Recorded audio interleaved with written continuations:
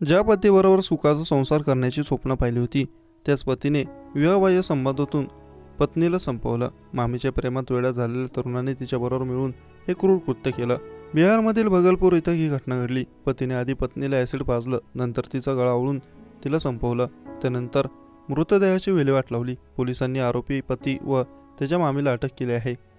ही दुर्दैवी घटना नवगछियाच्या रंगार police station परिसरातील जहांगीरपूर बैसी गावातील आहे. या ठिकाणी राहणाऱ्या फैयाजचं लग्न खारीक पोलीस ठाणे हद्दीतील रहिवासी शबनम खातून हिच्याशी 2 वर्षांपूर्वी झालं होतं. काही दिवसानंतर शबनमला तिचा पती फैयाजचे त्याची मामी रीना खातूनशी विवाहबाह्य लैंगिक संबंध असल्याचा संशय आला. तिने या गोष्टीला विरोध केला. पत्नीने विरोध केला असता फैयाज आणि त्याची प्रेयसी मामी यांनी शबनमला मारहाण करण्यास सुरुवात केली. तिला ससरच्या घरी ठेवण्याच्या बदल्यात त्यांनी 1 लाख रुपयांची मागणी केल्याचा आरोप आहे. शबनमच्या कुटुंबियांनी दिलेल्या माहितीनुसार त्यांना त्यांच्या मुलीच्या सासरच्या मंडळींनी अचानक अशी बातमी दिली की त्यांच्या पायाखालची जमीनच सरकली. 4 ऑगस्ट रोजी शबनमची आई शमीमा यांना फैयाज व रीना यांनी त्यांच्या मुलीची हत्या करून मृतदेह गायब केल्याचं कळालं.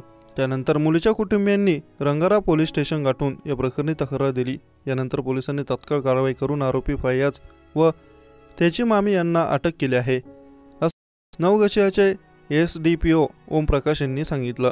चौकशी दरम्यान फैयाज व रीनाने पोलिसांसमोर आपल्या गुन्ह्याची कबुली दिली. पोलिसांनी दिलेल्या माहितीनुसार आरोपी फैयाज व त्याची प्रेयसी मामी यांनी शबनमची हत्या केली आहे.